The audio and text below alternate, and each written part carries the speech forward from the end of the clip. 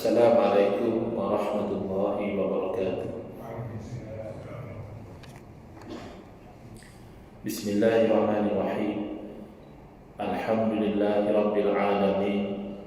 Wa afdhalus salati wa atamut taslimi ala sayyidina Muhammadin wa ala alihi wa sahbihi ajma'in. Rabbi shrah li sadri wa yassir li amri wahlul 'uqdatam min lisani yafqahu qawli. Subhanaka la ilma lana illa ma 'allamtana innaka antal alimul hakim.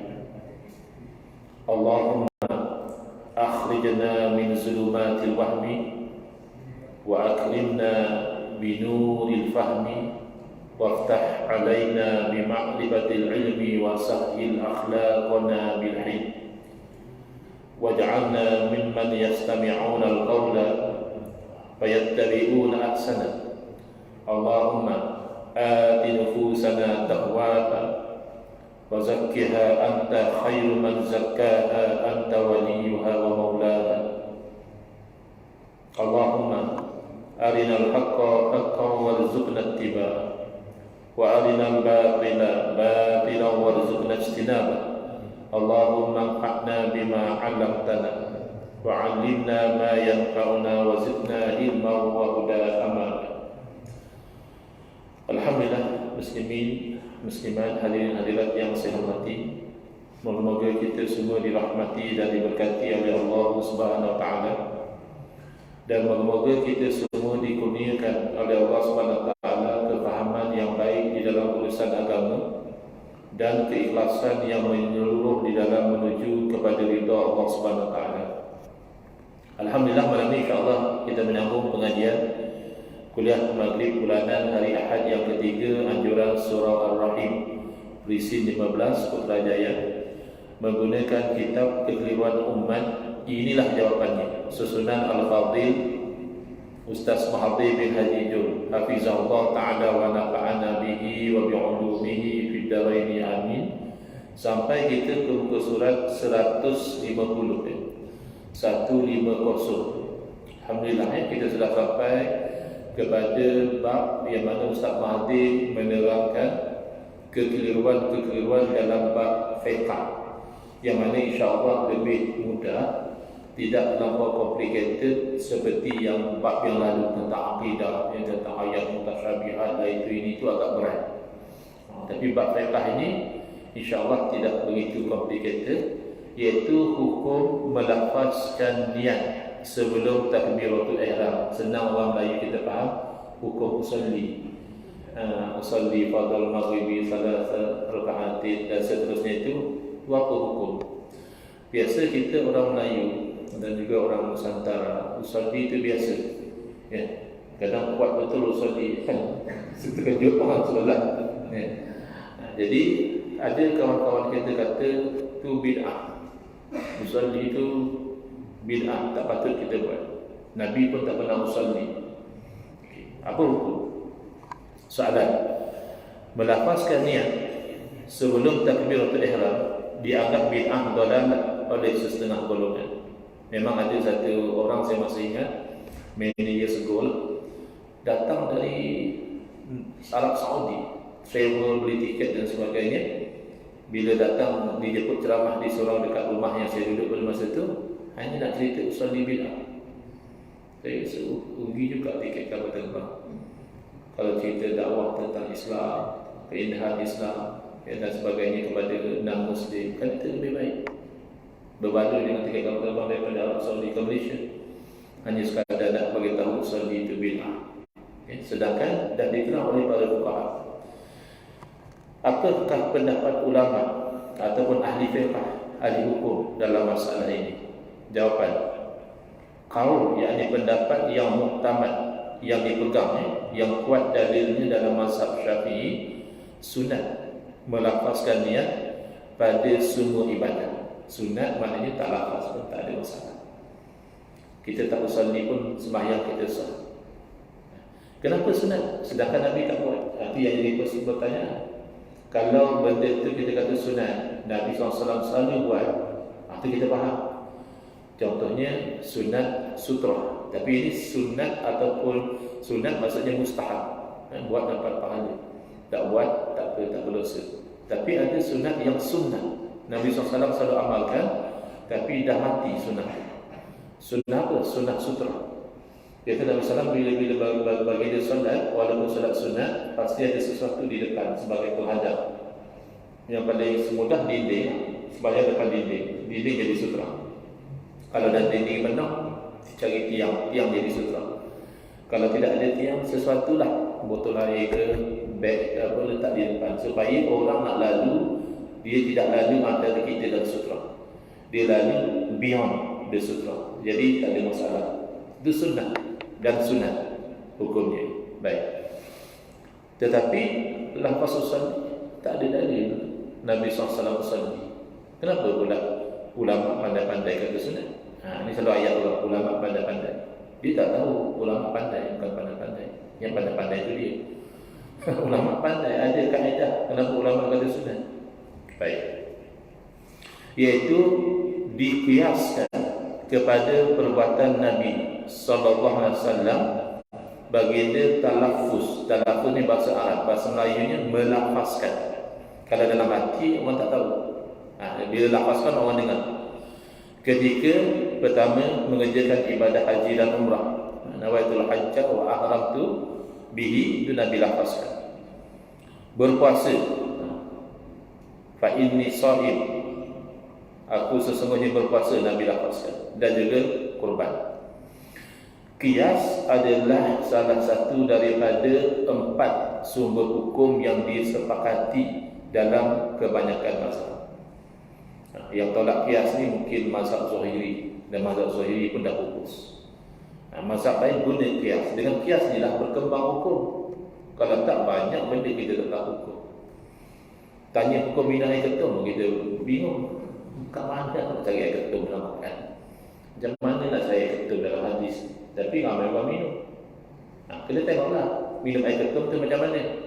Oh, minum air ketum ni rebus daun ketum tu minum, bagi tenaga, turun gula dalam darah, sihat. Okey. Tapi tak juga. Dia yang minum air ketum cakap dengan tiang, jumpa tukang sembang baik, baru lepas minum air ketum. Katanya air ketum ni lain. Dia campur dengan obat nyamuk, dicampur dengan obat batuk, bahkan lebih parah lagi campur dengan tai lembu. Campur kata lembu dia lah haram, najis. Katalah dia tidak campur dengan benda yang najis, tapi dia perang, kalau minum akan jadi mabuk. Apa hukum? Dalam Quran hadis memang tak ada. Tapi atas dalam qiyas dapat hukum. Qiyas ini adalah kita memakai hukum satu perkara yang ada dalil, kita pakaikan pada satu perkara lain yang tak ada dalil. Kenapa dipakaikan tu? Kerana illah hukum sama, asas hukum sama. Apakah asas hukum haram minum arak? Memabukkan. Kalau minum air ketum tadi ada illah tadi memabukkan, maka hukumnya sama, iaitu haram. Jadi berkembang hukum Islam itu dengan jalan qiyas, ya. Baik. Jadi oleh kerana qiyas adalah sumber hukum, maka qiyaskan sunatnya talaffuz usalli tadi dengan lafaz niat pada ibadah lain, itu hukum syarak. Kerana ambil pada sumber dia. Perlulah diketahui bahawa qiyas adalah salah satu sumber dalam menistimbat. Istimbat yang mana gali keluar hukum dalam mazhab Syafi'i, bahkan dalam mazhab yang lain juga. Yang keras sangat tolak qiyas ni Imam Ibn Hazm Al-Zahiri. Dia cuba anti dengan qiyas Al-Zahiri, qiyas Zahiri saja. Rasulullah SAW pernah melafazkan niat ketika melaksanakan ibadah haji dan umrah. An Anasin radhiyallahu anhu qala sami'tu Rasulullah sallallahu alaihi wasallam yaqulu labbaika umratan wa hajjan. Nabi SAW menyaringkan niat untuk mengerjakan umrah dan haji. Keterangan Al-Imam Ibn Hajar Al-Haytami rahimahullah ta'ala mengatakan dalam Tuhfah, Ibn Hajar Al-Haytami ini ulama besar dalam mazhab Syafi'i, bahawa usalli ini, yakni lafaz niat sembahyang ini dikiaskan kepada haji. Seterusnya ada lagi lafaz niat selain daripada haji, iaitu lafaz niat puasa. Diriwayatkan daripada Sayyidatina Aisyah radhiyallahu taala anha, qala li Rasulullah sallallahu alaihi wasallam dzata yaumin, ya Aisyah, hal indakum syai'? Wahai Aisyah, ada apa-apa ke nak makan? Ini hidup Nabi SAW. Ada hari ada makanan, makan. Ada hari tak ada makanan, puasa. Kita hari-hari pun makan. Beza cara makan kita dengan cara makan Nabi SAW hanya beza pada susunan ayat dia. Nabi SAW baginda makan sikit-sikit, kita sikit-sikit makan. Pagi ada breakfast, kemudian ada snack, kemudian ada lunch, kemudian ada tea, kemudian ada dinner, kemudian ada mentong, macam-macam. Tetapi tidaklah haram. Itu bid'ah yang harus. Makan banyak ni bid'ah yang harus, selagi tidak memudaratkan. Baik. Jadi qala faqultu ya Rasulullah ma indana syai'. Lalu aku, yakni Sayyidatina Aisyah, berkata, wahai Rasulullah, kami tak ada apa. Hari ini tak ada makanan apa-apa. Qala fa ini shaim. Lalu Nabi sallallahu bersabda, kalau begitu aku berpuasa. Boleh saja Nabi diam, dalam hati Nabi niat nak puasa boleh, tapi Nabi lafazkan. Berarti lafazkan niat ibadah ini adalah sunnah. Kalau dikiaskan, usalli memang tidak ada dalil khusus. Tidak ada dalil khusus Nabi SAW sebelum takbir usalli fardal maghrib, itu tak ada. Tapi dikiaskan kepada ibadah lain. Kemudian pada pendapat ulama, dia bukan kias saja, dia ada konsep makosid, iaitu tujuan. Kamu buatnya apa tujuan? Sebenarnya yang rukun adalah niat. Lafaz niat bukan rukun. Tak usalli sah semayang, tapi kalau Allah Akbar kosong hati langsung tak ada niat apa, itu tak sah. Kenapa dia tak dalil? Dalilnya adalah hadis sahih, innamal a'malu binniyat. Hanya saja amalan itu dinilai dengan niat. Jadi kalau tak ada niat, tak ada nilai dari segi syarak. Sebab itulah dalam aku ibadah pun rukun pertama niat. Rukun pertama niat. Wudu dalam Quran hanya kata idza qumtum ila sholati faghsilu wujuhakum wa aydiyakum ila al-marafiq wamsahu bi ru'usikum wa arjulakum ila al-ka'bayn. Kalau kamu nak solat, basuh muka, basuh dua tangan ke siku, sampai kepala, basuh dua kaki ke buku lagi. Tak ada kita niat.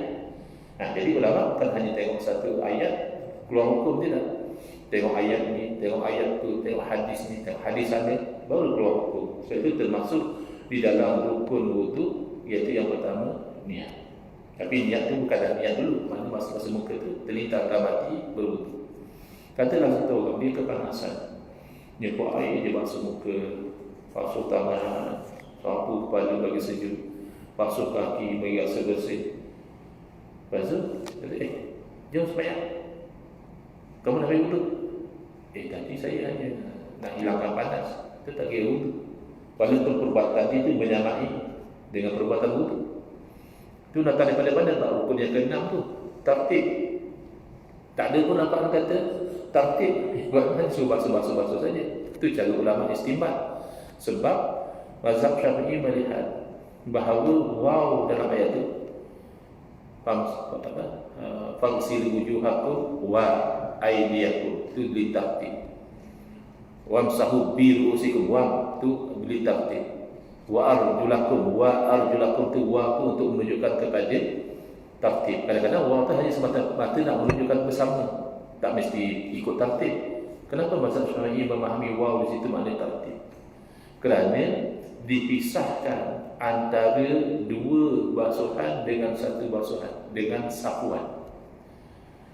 Dalam Quran sebut fagsilu wujuhakum, basuhlah muka kamu, wa aydiyakum ilal marafiqi, dan tangan-tangan kamu tu hingga ke siku.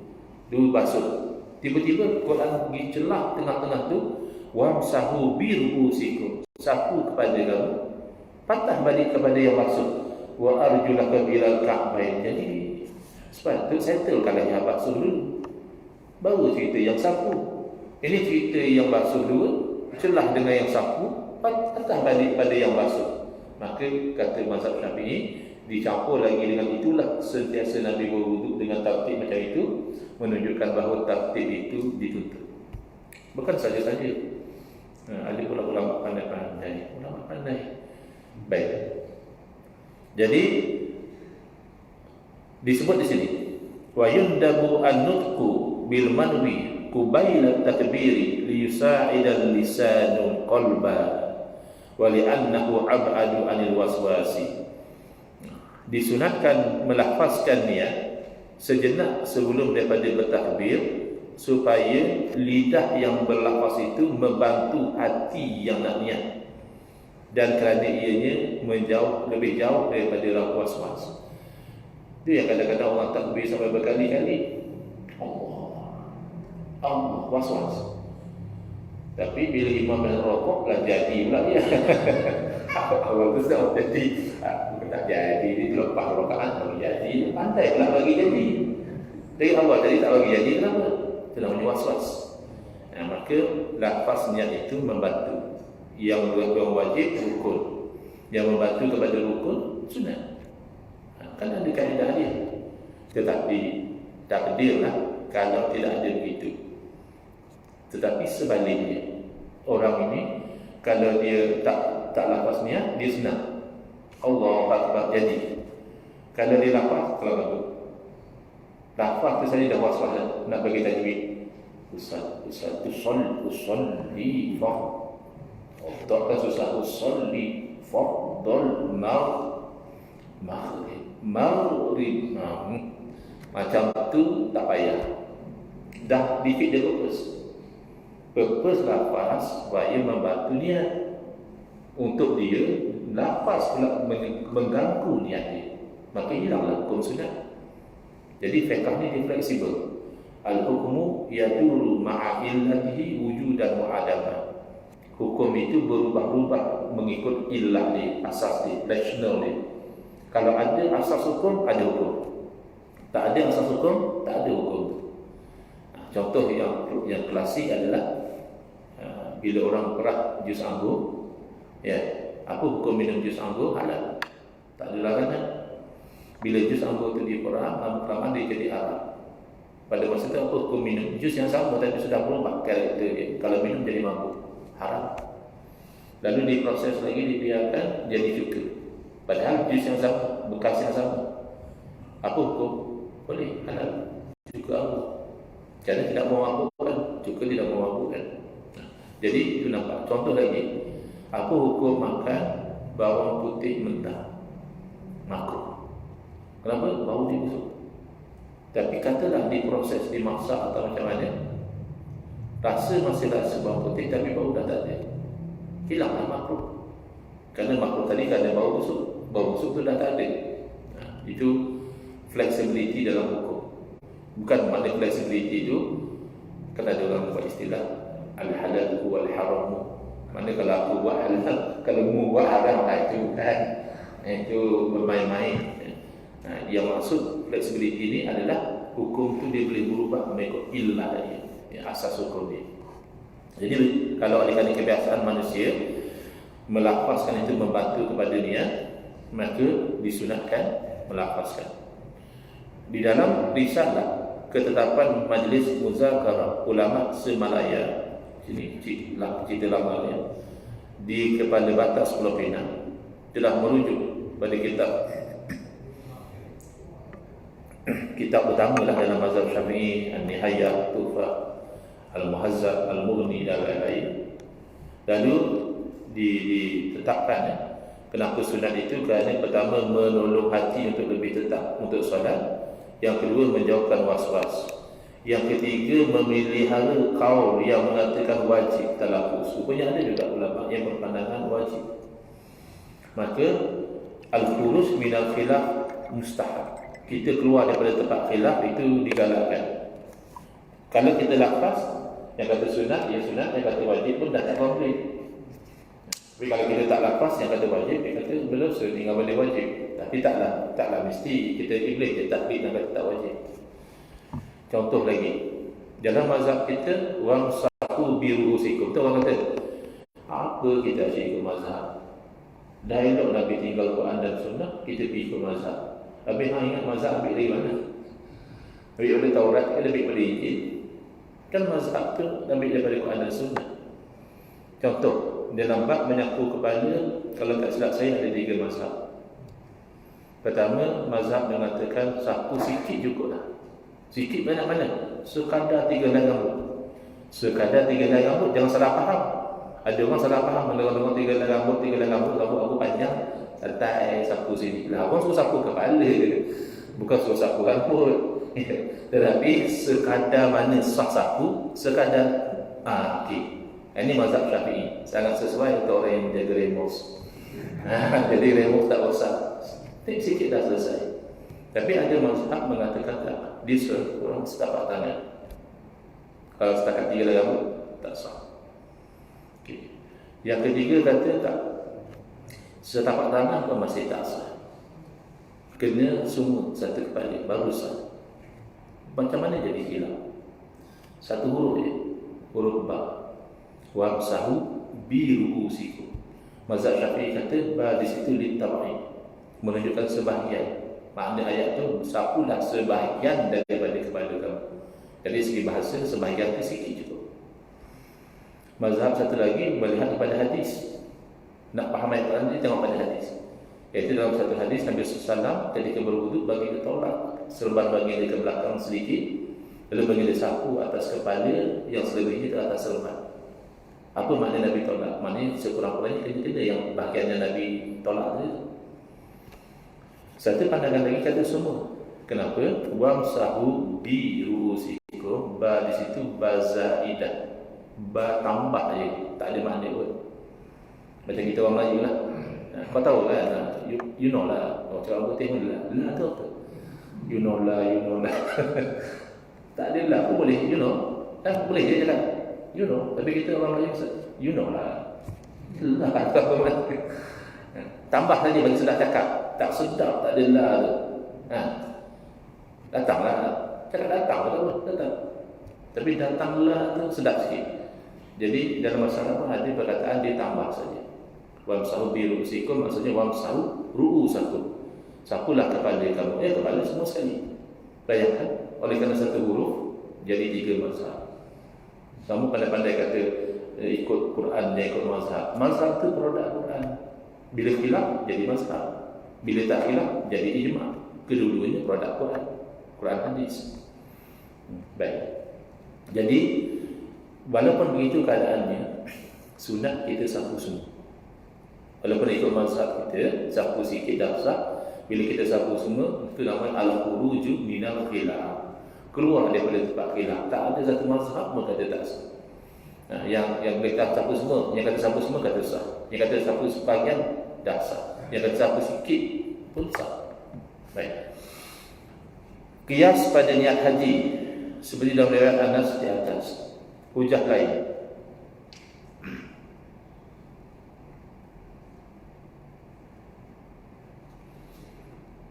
Talafuz bidniyah bukan mahiyah solat.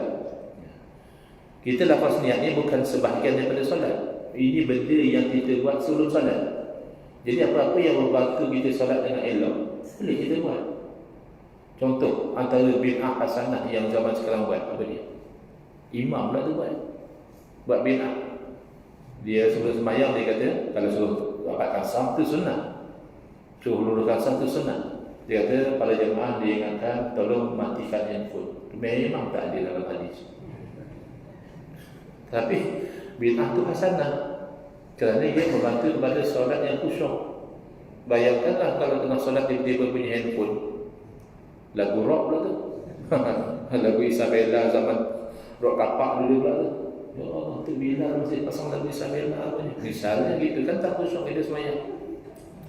Jadi contoh jangan kata bila masih pula. Contoh saja untuk bila musik lain ni. Untuk bila sini lagu nasyid dia punya ritme dia. Bismillahirrahmanirrahim.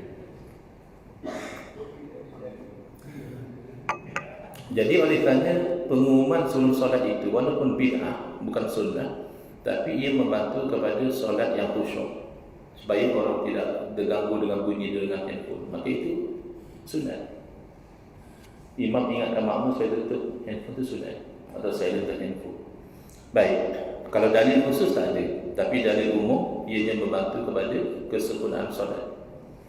Kemudian melafaz sesuatu yang baik mendapat pahala kerana dicatat oleh malaikat sebagai kebaikan. Lidah yang melafazkan niat biasanya membantu hati. Tapi kalau terbalik, macam saya bagi contoh tadi, dia ni kalau lafaz dia pula jadi was-was, tak lafaz dia okey, maka untuk dia tidak sunat.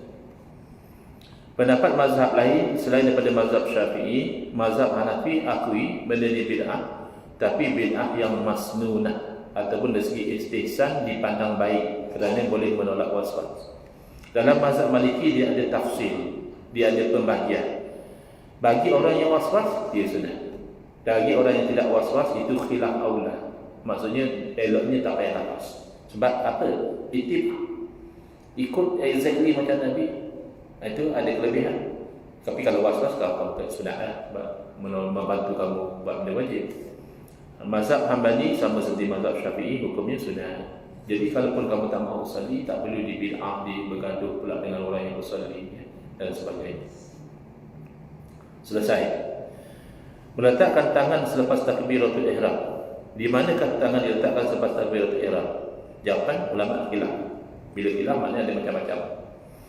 Mengikut mazhab Syafi'i, diletakkan di bawah dada dan di atas pusat. Maknanya kaki kita letak dulu tengah-tengah, di bawah dada atas pusat. Dia masalah pemahaman hadis sebenarnya. Bukan ulama ni ikut hadis, ulama satu lagi tolak hadis, tidak. Masalah dalam memahami pelbagai hadis sebenarnya di mana yang dikatakan ala sadri. Kalau terjemah harfiah ala sadri, atas dada. Ya. Tapi merekonsilkan antara dalil yang pelbagai, maka yang dimaksudkan di situ adalah di bawah dada, di atas pusat.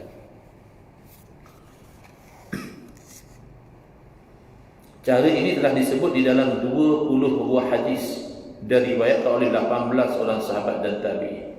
Jadi bukan mazhab Syafi'i reka-reka. Ada seorang, saya tak dalam beramal, saya tak ikut mazhab, saya ikut Quran hadis. Macam lah mazhab tu, tak ikut Quran hadis. Dia baru jumpa satu hadis, ulama dah jumpa 20 hadis.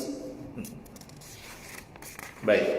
Soalan, apakah dalil bagi perbuatan tersebut? Iaitu pertamanya dalil hadis daripada Wahid bin Hajar radhiyallahu taala anhu, "Shallaitu ma'a Rasulillah sallallahu alaihi wasallam wa wada'a yadahu yumna ala yadil yusra ala sadrihi." Saya bersembahyang bersama dengan Nabi sallallahu alaihi wasallam, baginda meletakkan tangan kanan baginda atas tangan kiri di atas dada. Maksudnya sekitar bawah dada. Ahli fiqh dalam mazhab Syafi'i berkata, yang dimaksudkan dengan dada ialah yang penghujung. Kita faham ni dada, tapi dada lebih luas daripada itu. Jadi hujungnya di bawah sini. Itu yang saya katakan, khilaf ni masalah memahami hadis itu makna apa. Macam tadi lah, wamsahu biru usikum itu makna apa. Maka jadilah tangan di bawah dada sebagai perbandingan qarinah riwayat tahta sadrihi. Sebab ada yang kata bawah dada. Jadi nak reconcile antara dalil pelbagai ni, maksudnya hujung dada, bukanlah bawah sangat sampai ke pusat. Tapi ada juga mazhab yang macam itu. Pendapat ulama, Al-Imam An-Nawawi rahimahullah taala berkata dalam syarah Sahih Muslim, meletakkannya di bawah dada dan di atas pusat. Inilah mazhab kita yang masyhur dan demikianlah pendapat jumhur yang terbanyak. Dalam pendapat Hanafi dan beberapa imam lainnya adalah meletakkan kedua tangan di bawah pusat. Dia mazhab lain kata bawah pusat. Jadi tak selalu marahlah kawan kita yang mazhab Hanafi tu. Kamu ni pemalas betul, letaklah tangan betul-betul. Dalam mazhab ni gitu. Kan santai, kalau buncit lagi santai mazhab Hanafi. Kita tak bawa pun. Sementara menurut Imam Malik boleh memilih letak kedua-dua tangan bawah dada atau melepaskannya ke bawah. Itu yang akan kita pelik betul ni. Ajaran sesat mana? Allah Akbar, seteri macam tu. Bukan ajaran sesat kita yang tak tahu mazhab lain. Jadi kita rasa pelik. Jadi dia ada pilihan rupanya, boleh luruskan saja macam itu.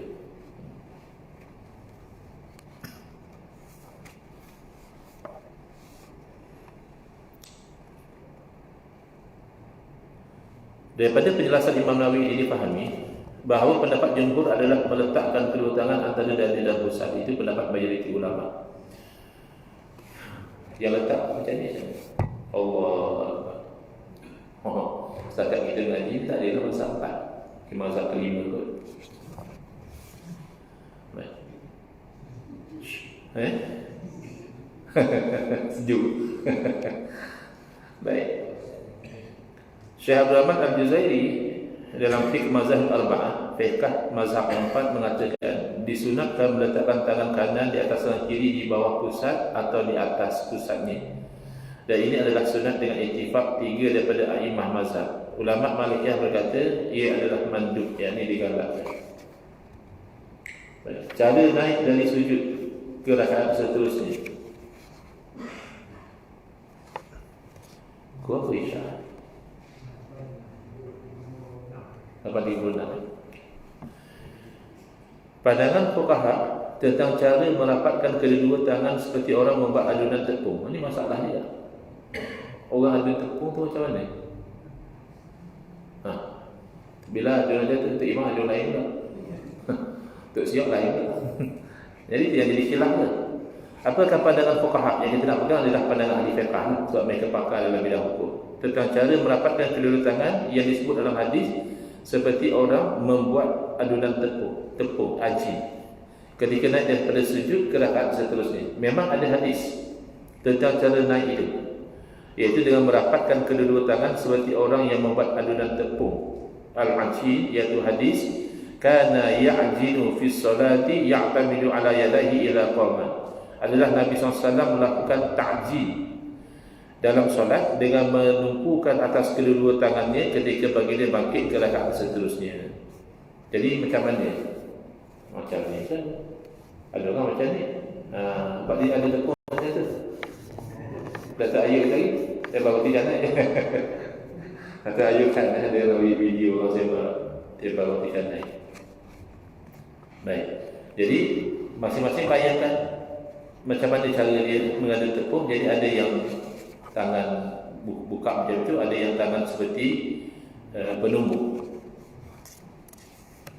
Lalu Al-Hafiz Ibn Hajar Al-Asqalani rahimahullah ta'ala menerangkan, qala Ibn Salah fil kalami ala al-ajin.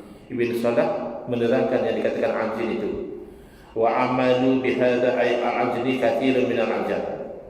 Yang buat macam penumbuk itu kebanyakannya orang ajam, orang bukan Arab.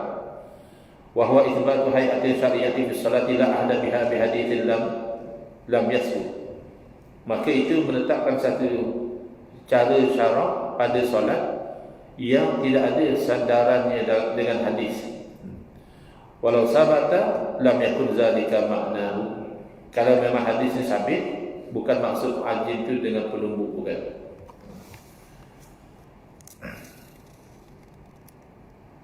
Jadi ajin ini kalau ikut di bawah sekali itu, ikut Imam Nawawi dalam syarah Muhazzab, sekiranya hadis tersebut sahih, mana sahih atau sahih hadis itu ulama petikan, ya, hadis tentang ajin tadi. Tapi tak apalah. Kadang-kadang ulama ni dia akan ambil approach al-fard sihatil hadis, dengan menganggap hadis itu sahih. Kita kedepi kalau isu sahih tak sahih ni, tetapi maksudnya bukan dengan penumbuk, tetapi hanya menyandarkan dengan telapak tangan, tolak naik, begitu.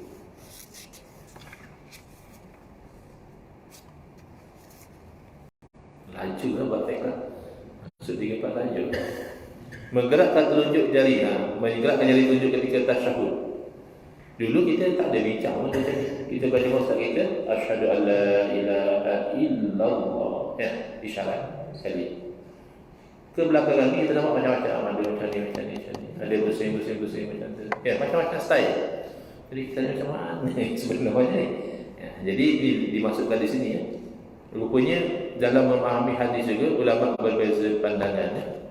Mungkin tak sempat kita cover habis ni, dekat-dekat isyak lah, lagi 2 minit.